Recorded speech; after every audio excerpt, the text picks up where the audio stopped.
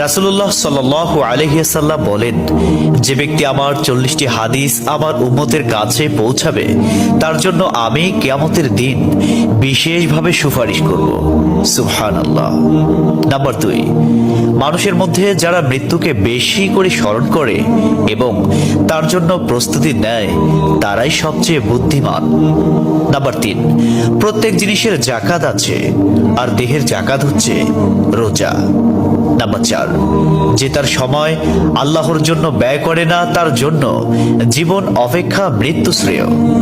Number 5, যারা সব সময় ইস্তিগফার তথা ক্ষমা প্রার্থনা করে তাদের সাথে উঠা বসা করুন, কেননা তাদের হৃদয় সবচেয়ে কোমল হয়। নাম্বার 6, তুমি যত সিজদা দিবে আল্লাহ তত গুনাহ তোমার মাফ করে দিবেন। সুবহানাল্লাহ।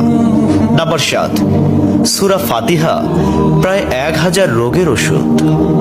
নাম্বার 8, হাতের তালুতে জ্বলন্ত আগুনের কয়লা রাখলে যেমন কষ্ট হবে তার চেয়ে বেশি কষ্ট হবে শেষ জামানায় ঈমান রাখতে। নাম্বার 9, রোজাদারদের জন্য প্রতিদিন জান্নাতকে সুসজ্জিত করা হয়। সুবহানাল্লাহ।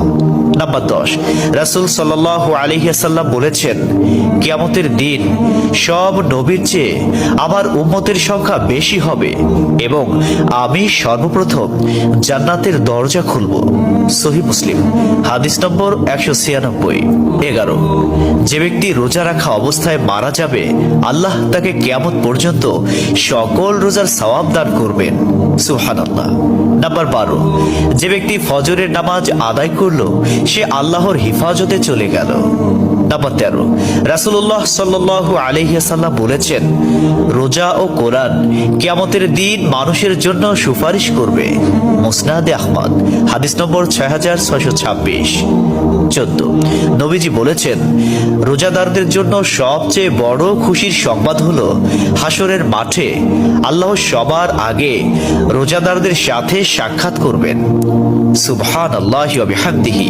15, যখন রমজান আসে তখন জান্নাতের দরজাসমূহ খুলে দেওয়া হয়।